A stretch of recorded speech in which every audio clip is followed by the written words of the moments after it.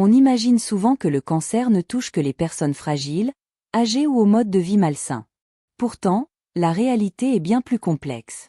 Combien de fois avons-nous entendu parler d'une personne sportive, non fumeuse, mangeant sainement, et pourtant diagnostiquée d'un cancer? Cette question choque, dérange et pousse à réfléchir. Comment une personne en parfaite santé peut-elle développer une maladie aussi grave? C'est ce paradoxe que nous allons explorer en profondeur. 1. Qu'est-ce que le cancer, vraiment? Pour comprendre pourquoi le cancer peut toucher tout le monde, même les plus sains, il faut d'abord comprendre ce qu'est le cancer. Le corps humain est composé de milliards de cellules. Chaque cellule se divise, se reproduit et meurt selon un programme très précis. Mais parfois, une erreur se glisse dans ce programme, une mutation génétique. Ces mutations peuvent provoquer un dérèglement du cycle cellulaire. Les cellules se multiplient sans contrôle et échappent aux mécanismes naturels de réparation ou de destruction. Ces cellules anormales forment alors une tumeur, qui peut être bénigne ou maligne. Quand elle devient maligne, elle envahit les tissus voisins et peut se propager à d'autres parties du corps, c'est ce qu'on appelle les métastases. Ainsi, le cancer n'est pas une maladie venue de l'extérieur, comme un virus ou une bactérie, mais une défaillance interne de notre propre organisme.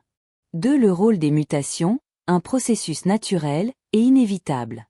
Chaque jour, nos cellules se divisent des millions de fois. Et à chaque division, des erreurs peuvent survenir dans le code génétique. En moyenne, chaque cellule accumule entre 10 000 et 100 000 mutations par jour. Heureusement, notre corps dispose de mécanismes de réparation très efficaces. Mais parfois, une mutation échappe à la vigilance de ces systèmes. Ces erreurs peuvent provenir de 3 grandes sources. Facteurs environnementaux, tabac, pollution, rayons UV, alimentation, etc. Facteurs génétiques héréditaires, mutations transmises par les parents. Erreurs aléatoires lors de la division cellulaire. Et c'est là que la vérité devient troublante. Même une personne qui ne fume pas, mange sainement, fait du sport, dort bien, peut développer un cancer simplement à cause de mutations aléatoires survenues au hasard. 3. Le facteur malchance, la découverte qui a bouleversé la science. En 2015, une étude majeure publiée dans la revue Science a bouleversé notre compréhension du cancer.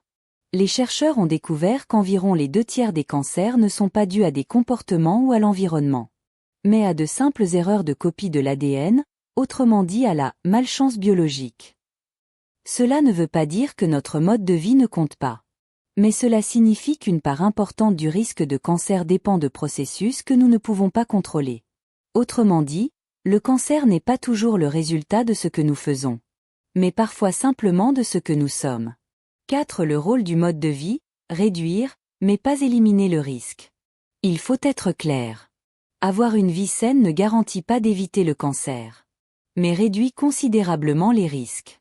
Le mode de vie agit sur les facteurs que nous pouvons contrôler. Ne pas fumer. 30% des cancers sont liés au tabac. Limiter l'alcool, il augmente le risque de cancer du foie, de la bouche, du sein. Avoir une alimentation équilibrée, riche en fruits, légumes, fibres, et pauvre en aliments ultra-transformés. Faire du sport régulièrement, réduit l'inflammation, améliore le système immunitaire. Protéger sa peau du soleil, les UV sont responsables de nombreux cancers de la peau. Mais même en cochant toutes ces cases, le risque zéro n'existe pas. Car le corps humain reste un système biologique complexe, imparfait et en perpétuel changement. 5. Le rôle du système immunitaire, le gardien silencieux. Notre système immunitaire joue un rôle crucial dans la prévention du cancer. Chaque jour, il détecte et détruit des cellules anormales avant qu'elles ne deviennent dangereuses. Mais parfois, ces cellules parviennent à se camoufler. Elles modifient leur surface, sécrètent des molécules inhibitrices ou exploitent des failles dans notre immunité. Elles deviennent alors invisibles aux yeux du système immunitaire. C'est pourquoi certaines personnes, pourtant en forme, peuvent développer un cancer sans aucun signe avant-coureur. Leur système immunitaire a simplement été débordé ou trompé. 6. Le poids de la génétique, une loterie invisible. Nos gènes jouent aussi un rôle essentiel. Certaines personnes héritent de mutations génétiques qui augmentent fortement le risque de certains cancers. Par exemple, les mutations BRCA1 et BRCA2 augmentent le risque de cancer du sein et des ovaires. Les mutations du gène TP53 prédisposent à de multiples formes de cancer précoce. Le syndrome de Lynch accroît le risque de cancer colorectal. Ces anomalies ne signifient pas que la personne développera un cancer, mais qu'elle est plus susceptible d'en développer un au cours de sa vie.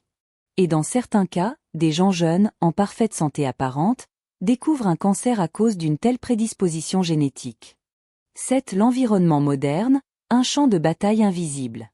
Même si notre mode de vie paraît sain, nous vivons dans un environnement saturé de substances potentiellement cancérigènes. Pollution de l'air, pesticides, perturbateurs endocriniens, radiation, métaux lourds, plastique. Notre organisme y est exposé en permanence, souvent sans que nous nous en rendions compte. Ces expositions chroniques n'entraînent pas de cancer immédiatement, mais elles peuvent favoriser l'accumulation de mutations sur des décennies. Ainsi, une personne apparemment en bonne santé, vivant dans une grande ville, peut être exposée à des polluants qui, peu à peu, modifient le fonctionnement de ses cellules. 8. Le stress, le sommeil et les émotions, les facteurs invisibles. La science explore de plus en plus le lien entre l'état psychologique et la santé physique.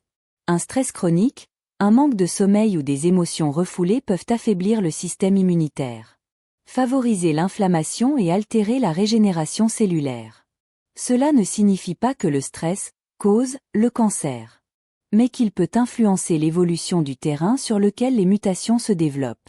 Ainsi, même une personne en forme, sur le plan physique, mais épuisée mentalement ou émotionnellement, peut être plus vulnérable que ce qu'elle imagine. 9. Pourquoi certains cancers frappent sans prévenir? Certains cancers sont particulièrement sournois, car ils se développent sans symptômes visibles. Le pancréas, les ovaires, ou le cerveau, par exemple, peuvent abriter des tumeurs longtemps silencieuses. Quand elles se manifestent, il est souvent trop tard. Et dans ces cas, même les examens médicaux réguliers peuvent ne pas suffire à les détecter à temps. C'est pourquoi le dépistage précoce est essentiel. Pas seulement pour les personnes à risque, mais pour tout le monde. 10. Les jeunes et le cancer, un phénomène en hausse. De plus en plus d'études montrent que certains cancers apparaissent de plus en plus tôt. Le cancer colorectal, par exemple, touche désormais des personnes de moins de 40 ans. Les raisons ne sont pas entièrement connues, mais plusieurs pistes existent. L'alimentation ultra transformée. Le manque d'activité physique. Le stress chronique. L'exposition aux produits chimiques. Et bien sûr, le simple hasard biologique. Ainsi, être jeune et en bonne santé n'est plus une garantie absolue d'être à l'abri. 11. Le rôle de la prévention et du dépistage. Si le cancer peut frapper n'importe qui, la meilleure arme reste la vigilance. La prévention ne consiste pas seulement à éviter les comportements à risque, mais aussi à surveiller son corps. Faire des bilans réguliers, écouter les signaux du corps, ne pas ignorer une douleur persistante ou une fatigue inexpliquée. Autant de réflexes simples qui peuvent sauver des vies. Car plus un cancer est détecté tôt, plus les chances de guérison sont élevées. 12. La santé ne se limite pas à l'absence de maladie. Être en bonne santé ne signifie pas seulement ne pas être malade. Cela veut dire vivre en équilibre physique, mental et émotionnel. Beaucoup de personnes dites en bonne santé entretiennent un mode de vie déséquilibré. Elles dorment peu, sont stressées, mangent vite, ignorent leurs émotions. Et pourtant, à l'extérieur, tout semble parfait. Le corps encaisse longtemps, jusqu'au jour où il dit stop. Et parfois, ce signal prend la forme d'un diagnostic brutal. 13. Peut-on réellement prévenir le cancer? Le mot prévention est trompeur. On ne peut pas empêcher totalement le cancer. Mais on peut réduire considérablement le risque et augmenter les chances de guérison. C'est un peu comme boucler sa ceinture en voiture. Cela ne garantit pas qu'il n'y aura pas d'accident. Mais cela sauve des vies. Une hygiène de vie saine, une alimentation équilibrée, une gestion du stress et des dépistages réguliers sont nos meilleures armes dans ce combat invisible. 14. Le futur, la médecine personnalisée. La recherche avance à une vitesse incroyable. Aujourd'hui, grâce à la génomique, les médecins peuvent analyser les mutations spécifiques d'une tumeur et proposer des traitements sur mesure. L'immunothérapie, par exemple, permet de réactiver le système immunitaire pour qu'il attaque les cellules cancéreuses. Les progrès en intelligence artificielle aident aussi à détecter des anomalies plus tôt et à prédire les risques individuels. Le futur de la médecine sera donc préventif, personnalisé et prédictif. Même les personnes les plus saines ne sont pas invincibles. Le cancer peut frapper n'importe qui, mais la connaissance, la prévention et la vigilance peuvent sauver des vies.